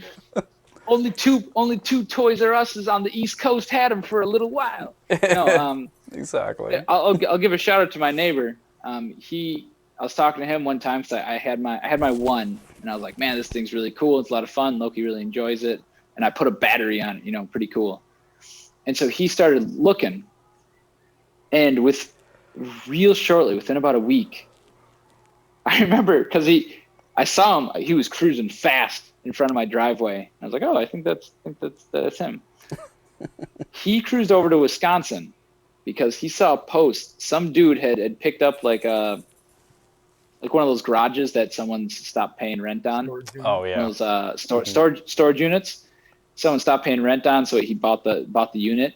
And inside were 4 beat up Power Wheels. Oh, nice. And he's like, I don't need these at all. So he listed them for free. Score. And so he said, anyone that wants to come by and grab 4 Power Wheels, here you go. And so my neighbor, and he scored them. And what he got was 2 F-150s. He got a John Deere tractor. Oh, sweet. And the 4-wheel drive Jeep that Cinna was driving around. That was the 4th one. And he stuffed them. Wow. oh no, the neighbor's youngest, well, not youngest anymore. The neighbor's 2-year-old. No, he was adamant about that. Now, two of them were cooked. And so almost in trade for me basically repairing all 4 of them, bringing them up to snuff, I got Cinna's Jeep. Nice. And so, but no, the little John Deere tractor, I left at 12 volts for a 2 to 3-year-old. We're just going to leave that be, you know? Mm-hmm. But yeah, Cineva for a little while was driving that one, and she drove it around with a little tiny plastic wagon behind her and was delivering straw. It was, I told you. Gross. This will make your head explode into candy. Ugh, God. Yeah. All right, so because I know my son, and he's one of those, like, he gets progressively wilder as he gets older. Is there a way? I can't imagine who he takes after. Is there a way to limit power on these things? And so, like, is there a rheostat you can put on it? Is there a pulse width modulator? Is, like, what can you do? Hey. And can you do it remotely? You nailed it, man. Well, no, just from the factory mine, it's got 2 gears, but there's a little screw or plate, I can't remember exactly what it is, but you can just lock it into first gear so they can't shift it into high gear. Nice. So it does, at least that one came from the factory like that. That's super cool. So that one, mine wasn't nearly as fancy as a straight up like throttle reduction like that. But you got it. You already got it. You said it. You need a PWM. So you need a pulse width modulator. So for brushed DC motors, that's the easiest, most economical way to knock it down. So you can take your Makita battery at 20 volts, but by pulsing it with a PWM with a stupid little dial right on it, you can knock it down to, half speed. And that's what I do with Cineva. Originally I had that little device underneath the seat, but then she would get real mad because Loki's cruising by in his machine and she goes, Dad, I want to go fast. And she knows the dial's under there and she knows I can turn it up. She's like, hey, I want to go faster. I'm like, Dad, that's fair. That's fair. So she lifts up the seat and cranks the dial. Nah, she's not that hardcore. Although I did move that dial. That dial's on the front dash now. Nice. So, but again, you set it to one thing, you can tell the kid, hey, don't turn it up. Or hey, you can turn it up once you get up the hill or you're doing something like this. And for instance, Loki at 6 years old, he can do that. He knows when to use slow speed. If he's coming into the garage and he's parking it, yeah, it's better. It's better to use real slow speed. You just put your foot on the gas and go. Someday that's like the new dirt bike. That one has a modulating throttle. Okay, that was my next question. So the throttles are on off, and you need like a PWM to control what the speed is then. So basically you move to a throttle that's the PWM, and then it doesn't matter. So if you've got an older kid, then it's like drive-by-wire in a car. Pretty much. And so I've looked for throttles that were analog that would act as a potentiometer, and they're real tough. I can't find one.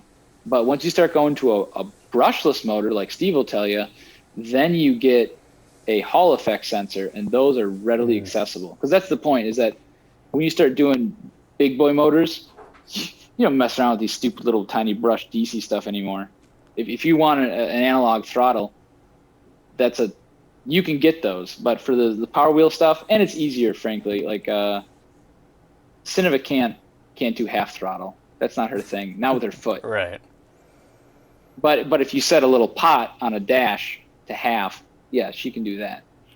So that makes sense. That's how you do it. I've also gone through about 4 or 5 of them. We've literally melted them. So so it makes me wonder if you could take the controller from an RC car and adapt that to actually do the throttle pedal. I same idea. I don't want to speak to it yet. I want to dig a little deeper, but I can right there with you. I can tell you can. You can. They actually make that. Some mod channels for Power Wheels, because I'm up and up on this kind of thing these days. They make that where they'll take the exact same guts that Steve throws in a tiny RC car, same brushless motors and everything. They'll throw that in a Power Wheels, and then they'll remote control their Power Wheels. And so literally, you're it's the exact same thing. You're driving your kids around. There's that too. There's 2 modifications. There's one where, and some Power Wheels sell it that way, where you actually control your kid. And so they're sitting there, but you just drive them around. And there's other ones that I think you can switch between them. Or at a minimum, you'll have like a kill switch if you want. Which I think is lame. Cool.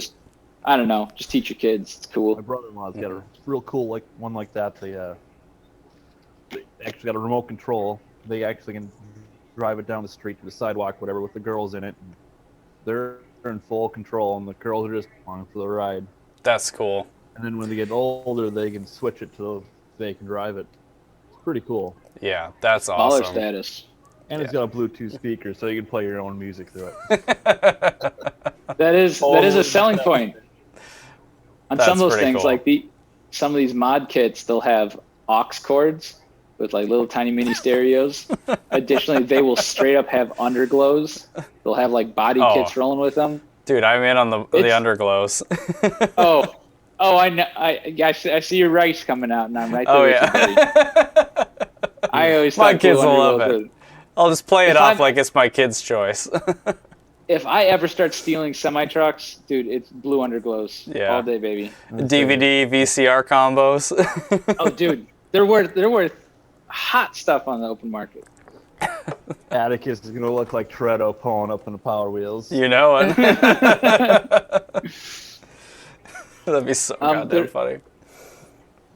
Jake, one of the videos I did send you is when Loki figured out what a stoppie essentially was. He didn't know the terminology, what a stoppie was, but he was backing up really fast. And that Jeep it's got a short wheelbase, and so most of the weight is on those back wheels. And so, I mean, you stop real fast, and that front end just pulls up. The look of sheer joy on his face when he figured out that this was a thing was incredible. That would be the best. Oh, buddy, there's so much more to this. Like, you haven't even started drifting yet. No. Oh, man. So do you have any? Build I do want to try. Do you have any that are rear-wheel drive that, with modification, could spin the back tires? Yes. I'm trying to remember. So originally, Cineva's Jeep right now is 4-wheel drive, and it has rubber tires. It has no issue with traction anymore. But when I first modified it with just 20-volt Makitas plus some high-speed motors, that thing would spin out initially. And so Power Wheels still have a big trouble where you can turn, but your front wheels need traction too, because otherwise you just understeer just everywhere. Yeah, you just push through the corners. Yeah, and it's pretty annoying, frankly. Just the way that my yard is, it's you got to turn around, so she has to figure out how to back up and stuff like that. But I'm working on it. I'm working on a straight up drift piece, and part of it is I don't got no pavement, man. So I don't have a good aside from the concrete in my garage, there's not a great spot to even test out any of that stuff. Maybe once we get grass in the backyard again, we'll play around a little bit more. Yeah. I've seen them though. I've seen a Corvette that literally, I mean, the same exact kind of control you see out of true drifters. Same stuff with a 4-year-old driving a Corvette. Goals. That's awesome, man. What kind of throttle control can I teach my children? God, well, and you It's have true. to think, like, okay, so we look at it fondly because we're a bunch of car guys. But just think what that's teaching your kid. They're 3, 4, 5, 6 years old, and they're learning car control. Yeah, it's on a miniature scale, but once you get like this sense of like when you're normally people would think you're out of control, but when you're in control, out of control, and you're 5 years old, translate that to 16 years old, 20 years old, 30 years old, like what that means in terms of skill. Like, I mean, you might be like creating the next generation of, you know, motorheads, of talented drivers, just from setting them into a Power Wheels with a couple extra volts, you know? Well, I will say, look, Yeah, man. with winter time, and I want to do stuff down in the garage, or I'm, you know, tinkering a bit, and I got to watch the kids because like Steve's got to do. I take the 2 eldest and I go, okay, we're going down to the garage, and there's toys, there's tools. They'll pull out hammers and start hitting 2x4s. But last time we were down there, Loki had his dirt bike. He wanted to ride the dirt bike, but I took one car out of the garage, so he kind of had a stall and a half-ish width and about a car length. That was it. That's all he had for a dirt bike. And it's a dirt bike that, you know, it's either an on or off motor. And here I am watching him go around in a circle and modulating his throttle, just on, off, on, off, on, off. And it's like, man, you have no idea how important that is. That's awesome. God damn. Yeah, it's exciting to think about. Well, and Steve, your boys are coming up now. So Oliver is 4? 4, you said? Okay. Yep. So he's got to be closing in on that point where he's starting to get a little bit more like control over himself, right? Yep, and like in the Power Wheels, it's actually watching him progress. It's actually really impressive, and just proud papa moment. Like watching him figure it out and like come in and then like making a successful like 3-point turn and turning around, going back the other way, and just it's impressive. Damn, just dude. watching the That's awesome. Just driving. Fuck yeah, dude. So, okay, my little guy's 2.5, and like, just seeing like his progression with like little things, playing with toys and all that kind of stuff. It's wild to then think like, okay, someday he's gonna have this certain degree of autonomy where he understands stuff like that, where he's driving a thing and he goes, okay, I'm going to back it up, and I've got to back it up at an angle, and then I've got to put it in forward drive. This is reverse. Okay, now forward, and I drive out here. Like, that's just such an exciting idea to think, like, my little dude's going to get to that point. Yeah. That's wild. I was worried before becoming a parent that like a kid was going to bring up, you know, a piece of paper. It's like, look, I made a stick figure. And I'd be like, that's great, but that's no Picasso. Get back to the drawing board or something, you know? Right. It is amazing how completely legitimately I'm proud of the little things that they do. Exactly like you're saying, like, dude, you just did a full 3-point turn without like, you did it fast. Like without thinking about it. Like that's incredible. Or, you know, you're modulating a throttle, or, you know, they'll bring over this stick figure like, look, I drew you, Dad. And I'm like, look at that. You got proportions right. I'm wearing shoes in this one. This is good stuff. Dude, I'm putting this up, you know? And you notice every single increment. Like, it could be the smallest thing, and you're just like, oh, you just like enunciated that word this tiny bit better. And you're just like, oh, there's progression there. So like with my little guy, it's super physiological. Like, I mean, I'll imagine that dad is more focused on the physiology side of things, where it's like, oh, you went from like climbing and being like a little monkey on the couch to like, you're starting to jump gaps where you're like, oh, there's a 2-foot gap or an 18-inch gap between like the ottoman and the couch, and you're leaping over it and just like squealing the whole time. Oh, dad's yelling at you. You're just like, don't break your shit, you know? Yeah, it's just, it's amazing. You know, you assume like, yeah, like exactly like you said, Charlie, where it's like, it's this very small thing. You're like, oh, cool, okay, so like you drew a smiley face. Okay, whatever. But when you're a parent and you go like, oh, there was a point in time where you could aspirate on your own vomit, not from drinking alcohol, but just from existing. To now the point where you're actually it's like drawing a face and understanding what that is. It's profound. Did you see it? You picked up a carrot all on your own and you ate it. Man, it's all upwards from here, baby. Yeah, and you said carrot. What? Yeah. Yeah, man. No, it's good. Actually, funny. Well, this is the Dad Mounts channel. We can keep talking about kids. So, the dentist the other day mentioned something that I hadn't really thought about, and it occurred to me when we were skiing recently.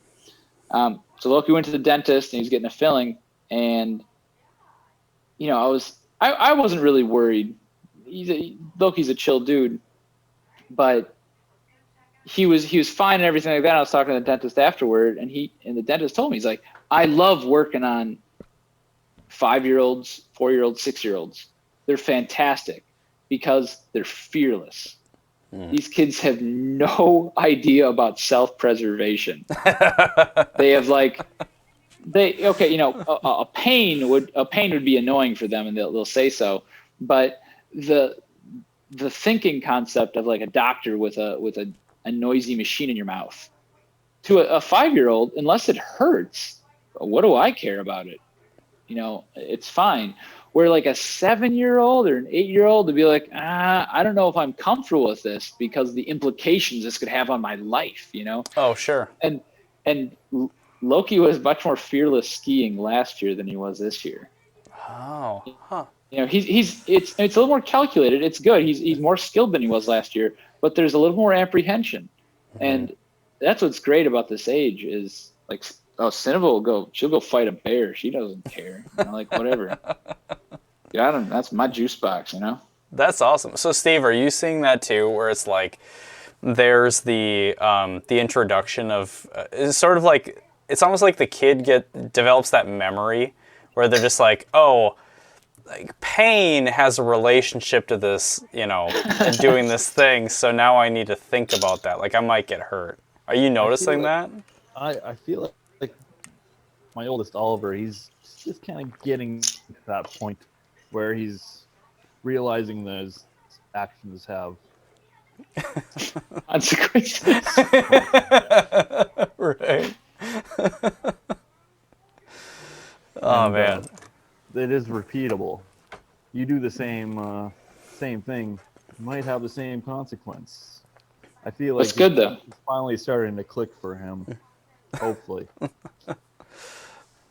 man, that's good though. That's real good. We try to be real consistent with all that stuff. Like, all right, you do that, this bad thing's gonna happen. That's how it is. And I want to say it's we've had dinner, so it's time for an after dinner champagne drink. and as the motto goes, the champagne of beers is Old English 800. So getting crafty. Yeah, cheers to that. And you know we having it on ice because we keep it classy around here. Oh man! So did you polish off that Four Loko already? I quit drinking yesterday. So, you know. Perfect. All right. Yeah, Oh, man. It's gone. Do you guys remember the days when Four Loko was full strength? Jake, I remember the first time I had Four Loko. It was with you. That was like the height of the 224, so that's It was. It got weird. It was Dude, great. let me tell you. I can't put into words how much I miss the 224 days. I mean, don't get me wrong, life is better than it's ever been, but 224 was a special, very novel time in life. It's true. I didn't even live there, and I completely agree with this. You basically lived there, and Brando lived there. basically lived there. True. Guilty. Mm-hmm. Yeah. True. I think Steve. I think you've slept more there than Brando has there, so I think you're good. Right. I think I know. slept. You slept on. I mean, Jake lived there, and Steve, you slept on more different objects than I probably Jake ever slept did. more. So. Oh, yeah. More places in that house than Jake has. Didn't you sleep Yeah. on the roof of the front porch? I don't think I can No. fell asleep on it. But we did notice the knocking on a window. Yes. I took a picture of that. I still have Oh, that man. picture. Because what's All more right. important than making sure your buddy is safe off the roof? Take a picture of it first. Make sure and you then- preserve history. Right. All right, so the viewers understand. The 224 was a very special place. This is a house that was owned in, oh God, what were the years, do you think? 2009? Mm-hmm. Yeah, 2009 to 2012. Yeah, that was probably 2011. like the grand window of time. So it was a house in Hillside, Duluth that was like, basically we built a club in the basement. Yeah. Not basically. Not basically. We did. Yeah, we we did. built one. We are still. I'll still put our claim to fame because as we went around to site, and checked out everyone else's gear, before race wars, we pushed more per More square wattage. foot. We pushed more wattage per square foot Oh, than anywhere else in more Duluth. wattage per square foot than any club in town. Oh, That's yeah. right. Twin yeah. ports, baby. That was like, what, 8,000 watts? I thought it was No. like 12 or 13. Oh. No, Oh. grand total. We are talking about peak. It was 6,000 watts.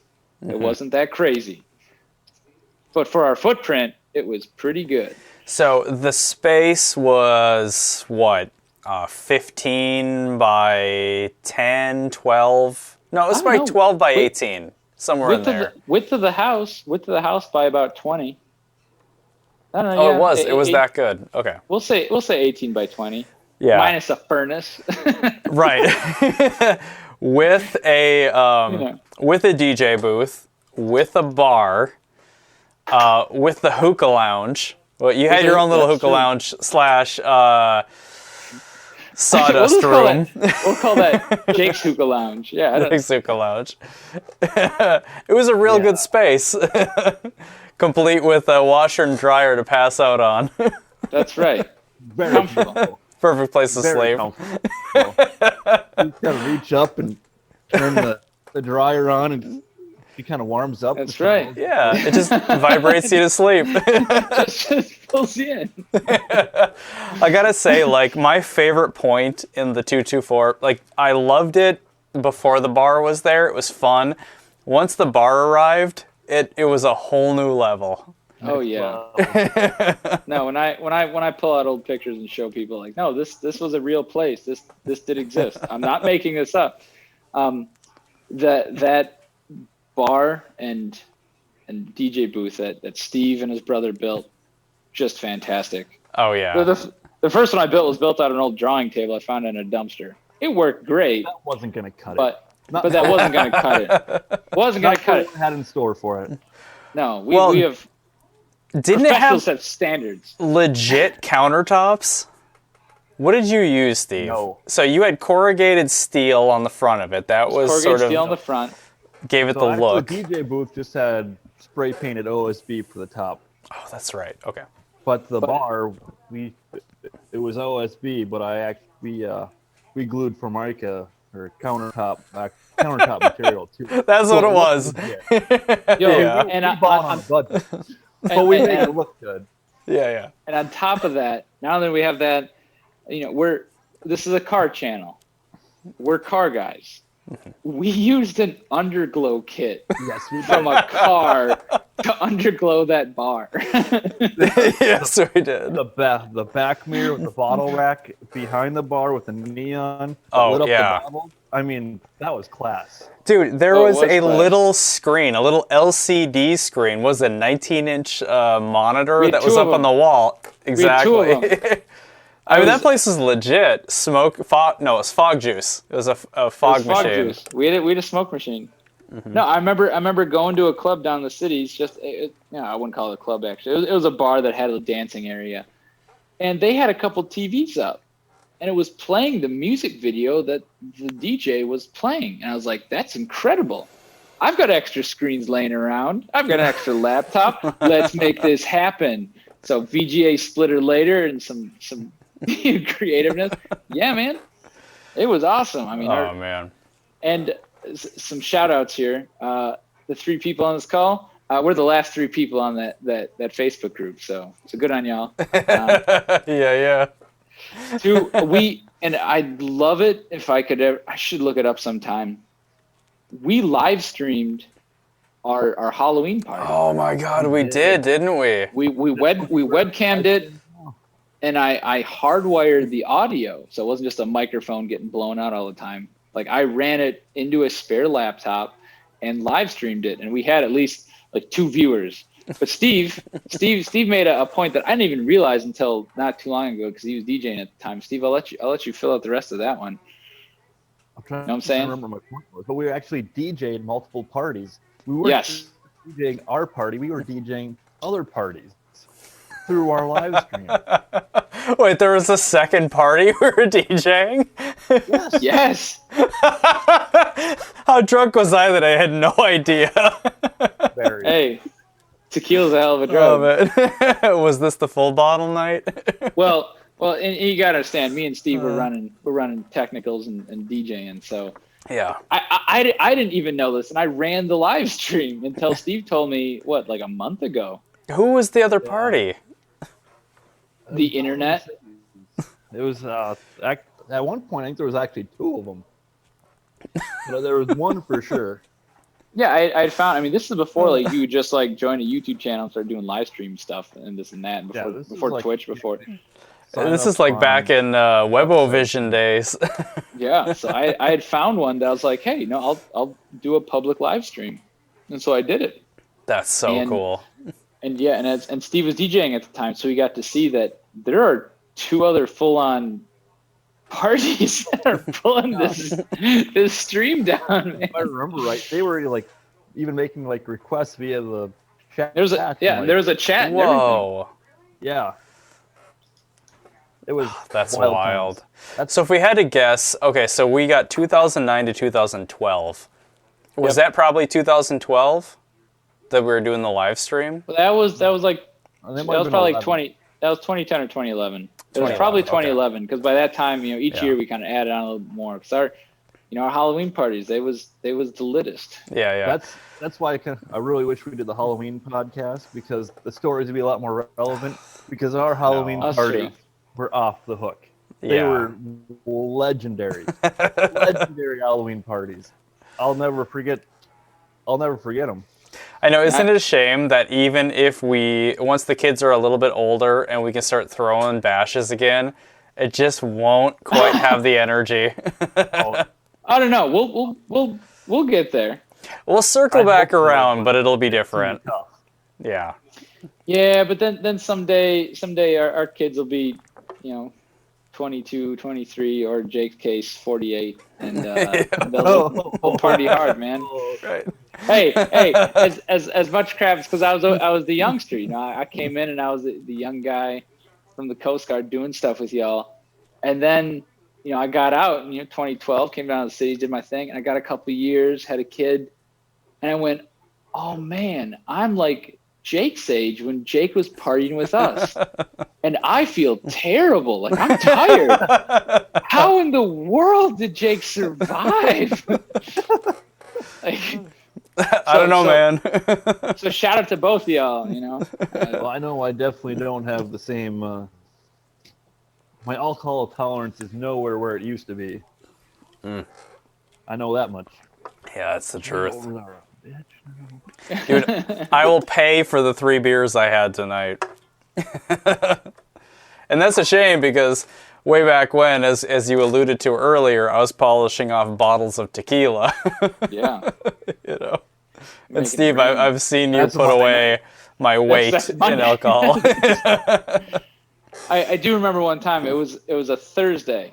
It was a Thursday, and we you know, Steve, I think you were over. Brando was definitely over, and we were like, you know, I'm feeling dancy. Oh yeah, you know? And we made a couple calls, and we had a dance party on a Thursday night.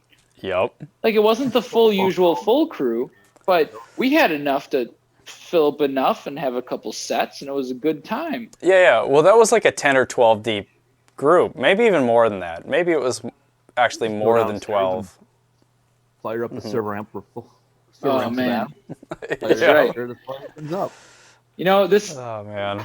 this is good. You know, I know this might make this a long stream and all, but you know, we'll give extra shout outs. I remember one time I was having I think it was some of the school stuff I was doing at the time. Frankly, it was a shit day. It was like, you know, it just wasn't going super well, but it was late afternoon. I just finished up some stuff, and the way, you know, Jake, you lived with me, and so did our boy Scott, but our schedules lined up such that everyone kind of had the house to themselves for a little while.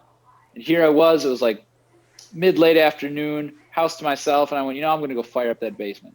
Went and fired it up, throw on some atmosphere, and it was just like, you know, just appreciating it. And fucking Jake, without a beat, gets back from work, walks on down, and just starts grooving down there. Yeah, man. Just like, yeah, man. Yeah, we're playing atmosphere. Yeah, it's like 7 o'clock, 6 o'clock. Yeah, that's what you do. Yeah. No, that's what it was. It was great. So, well, I mean, that was what made that such a special situation. You know, where it's like, you know, people write stories about this kind of stuff. You know, it's like, that's not normal. You don't just like arrive at home and hear like, I don't even know what it would have been at the time. Yeah, one of the many atmosphere songs, bumping in the basement, and you're just like, oh, okay, like the club is fired up. this is like, I'm into this, so I like groove on down there, and just like middle of the day start dancing. Like, I don't know, like it was a pretty special situation. Yeah, and it went through evolutions, like we talked about. Brought up the video. Where Steve started DJing, that was a big deal. You know, first it was just me trying to grind it out, and Steve's like, you know, I'll take a crack at this. And that's when, you know, Steve, you and I were just starting out in our budding relationship, and yes. Steve's like, you know, this looks pretty cool. I'll check this out. I'm like, hey man, have at it. Yeah. And dude, you took and ran with that. Right. That was a piece of it. The very first time that club ever fired up. Before I played music with like other people, I had just finished hooking up this and that. And if you remember a Brandon Thomas, Brandon had come by with a friend that I'd never met before, and he's like, hey, you know, hey Chuck, how you doing? And so I was like, well, I'm working on this stuff down here, and they're like, hey, put on this song, and I put on the song I never heard before. I don't think it was Flogging Molly. It was something real hoppy, upbeat. But these two dudes like immediately got in this room and just started laying it down. And I had painted it. I had the sound stuff up on the wall and whatnot. And that was the inaugural. I don't know. I wouldn't call it an inaugural dance, but it's something important. And the first time we threw a party, you and me stayed up quite a bit there, and. We didn't have a karaoke machine, but we certainly had YouTube, and we had a microphone, and we had the internet. So Oh God, I think I know what you're talking about. we were up till like 4, singing stupid things. to each Singing other. songs, man. Yeah, I know. It is just fucking wild to think like, and it's probably touched more people than we realize. Well, Steve's touched more people than we realized, but that's Right, and he somehow escaped me too. just playing. Jake can't go near an elementary school, so we know where the real problem is. YOLO. No, it's crazy to think how many people have come through that place, and it makes you wonder how many of them that People aren't don't even know like who they are. exactly Complete strangers. aren't within like the core group of people, or even like the slightly extended version of the core group of people, just happen through that place, and we're like, yo. There was a club in a basement on the hillside of Duluth, and that becomes legend. You know? Oh, we just heard this bass 3 blocks away. We're just gonna wander up here and see what's going on. Right, just like, I'm hearing this bass from 4th Street. We made a Gmail. We made business cards. We made T-shirts. I still got the Chuckgate shirt. I do too. I even found a business card when I was cleaning out the infant's room. Gotta hang on to that shit. Yeah. Oh, hey. Quote of the night. I found one of the Chuckgate business cards when I was cleaning out the infant's room. All right. Chuckgate business cards. Oh man, that is so appropriate. God damn. So, if you had to pick like a favorite night, and granted, we were always drinking, so who knows how hazy those nights were. If you had to pick a favorite night from the Chuckgate 224 party nights, and it involved, the club, the club. If it involved the club, which one would it be? That's a really good question, though, Jake. See, for me, and I don't know the year, but it was a Halloween. Of course. And we've got a lot of like group pictures from that Halloween. I'd say that it had to have landed on a Halloween, and the trouble is like they all kind of blur together. Is this bunny suit Halloween? Bunny suit Darth Vader mask. Yep. Yeah. That was probably one of my favorites. Because I believe... Oh, wait, no. The one where I was a crack baby. That was my favorite. Because there was a point in the night that I think it was one of Scott's buddies that was up on the front porch, and me and my now wife, Chloe, where for whatever reason we were talking on the front porch, probably smoking a cigarette, and we decided to trash our costumes even more by butt scooting in the grass in the yard. So here we are, butt scooting across the yard, and this friend of Scott's is standing on the porch just looking at us, shaking his head like, what the fuck am I seeing? That's fantastic. Yeah. And I remember, I didn't watch it, I wasn't out there, but I remember that getting disgust of what Jake and Chloe just did. And that's the thing, it wasn't just Jake was a crack baby. I think Chloe was also a crack baby. We were both crack babies. Yeah, yes. I was gonna say that was a beautiful couple's outfit you had going on there. Very non-PC that night. Yep, I had a light bulb around my neck on a chain. It was pretty good. Scoot together, stay together. You know it, man. You know it. Steve, I'm gonna jump in front. If maybe you got one, but I'll throw mine out there because I think I do got one. And I think it was the very first party I threw with you guys, which for me was a big deal.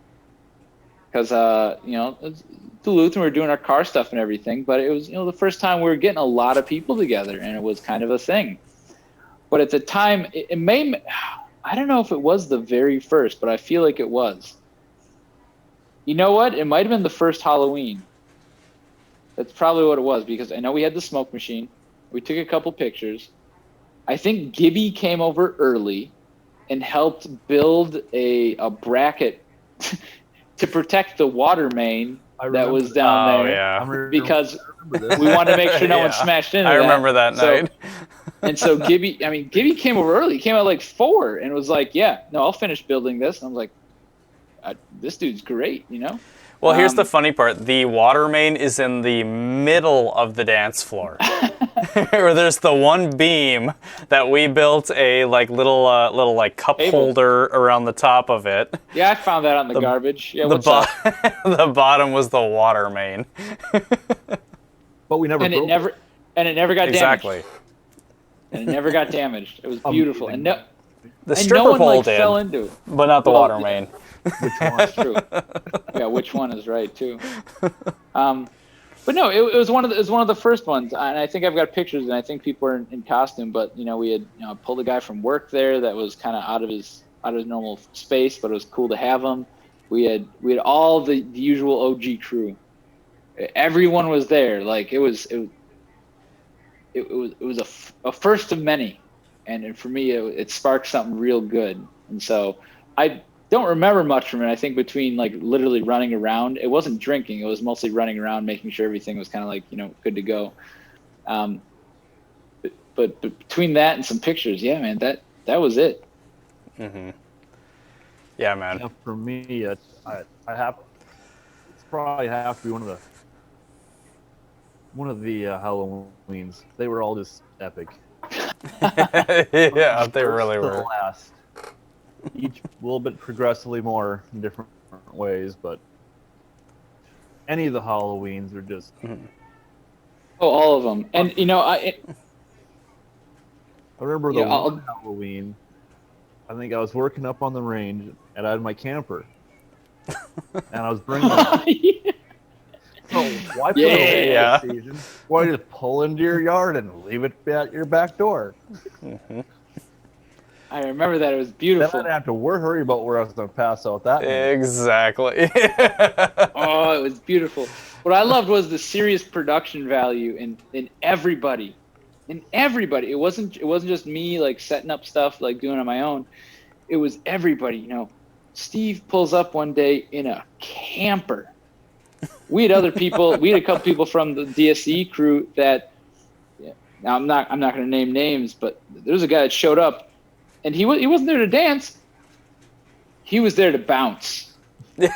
He was there to sit on that front couch for hours and just make sure everything went okay. And I was like, hey man, respect. Like I want people dancing, but dude, I appreciate that. Right. Well, because you always ran a risk. Because we were in Hillside, which was and still is one of the rougher parts of Duluth. So this is kind of, you never know who is going to be knocking on that door. DJ Mama Scold lived on the other side of the street. DJ Mama Scold had one tire stolen from him. One wheel and tire. Just one wheel and tire. Not 2, not 3, not 4, not the other ones that he had sitting there. Just one. Someone needed a spare. Like, yeah. And he goes, what am I supposed to do with 3 wheels and tires? This isn't a European, triangle, yeah. Well, and to put into perspective this neighborhood, so we had an evening where we sat out on the front porch with popcorn on the couch and watched the SWAT team roll in and try and disarm an active shooter. Or no, he never shot. Awesome. He never shot. He wasn't an active shooter technically, but he was allegedly. Yeah. Allegedly.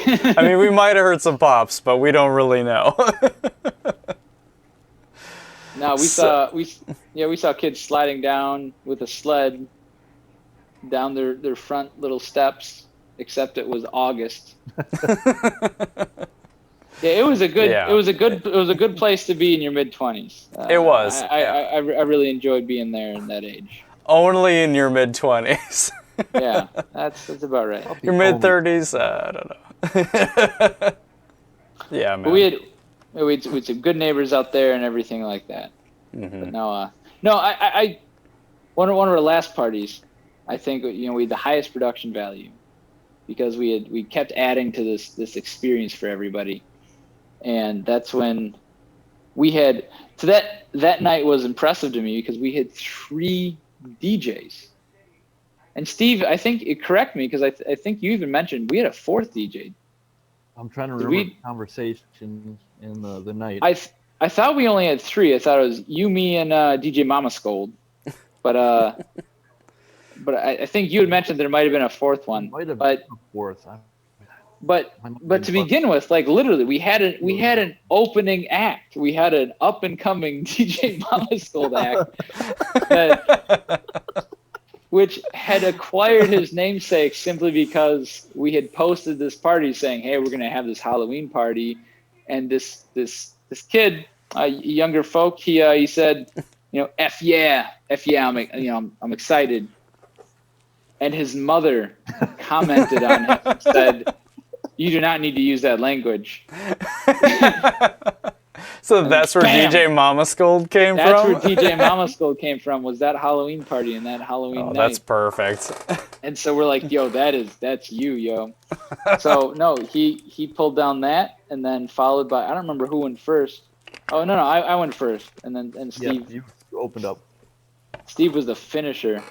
And one of the other. I did a set between you and Mama Scold, then Mama Scold, and then I finished out the night. Yeah, no, that makes sense. There might have been funny. someone else mixed in there too. I don't remember exactly. It was a good time, and I do remember at least on 2 occasions having the comfortability that I could just say, "Hey, Steve, man, you got this. I'm going to sleep. I'm tired." I could just leave the party. There's one thing to host the party, but there's another thing to be like, I'm spent, man. I'm out. So, and it was real nice, real comfortable. I could trust everyone doing that. Oh yeah, that's awesome. Y'all, let's bring it up. First Halloween, I think Gibby had come back. I think he was around at the time. But we had everybody. He was on leave from Iraq at the time.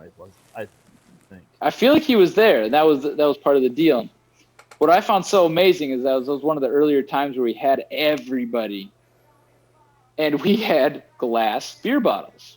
That happens. You're drinking glass beer bottles, and it's kind of dark, and things break. And the thing is, we had so many people, and something would break, and it didn't. We flipped on lights. People grabbed mops, and people grabbed like dustpans and brooms like it was their job. We cleaned that thing up, and it never missed a beat. It was incredible. It was this autonomous cleanup. It was gorgeous. And then people just kept on cruising. It helps when people respect the space. Yeah. Yeah. I don't know. Landlord was an asshole, so. Yeah, man. Well, so okay, we're coming up on a little over 2 hours now. I really got to take a leak. So let's wrap the podcast up. Let's save a little bit more for next time. And this is a podcast? This is a podcast, bro. I thought I was talking to myself. You're entertaining the hours. people, man. All right, so thanks everybody for watching. This is Brews of the Dudes podcast. We got Charlie, we got Steve. Donnie left like a buster. We'll see you guys on another one. Bye-bye.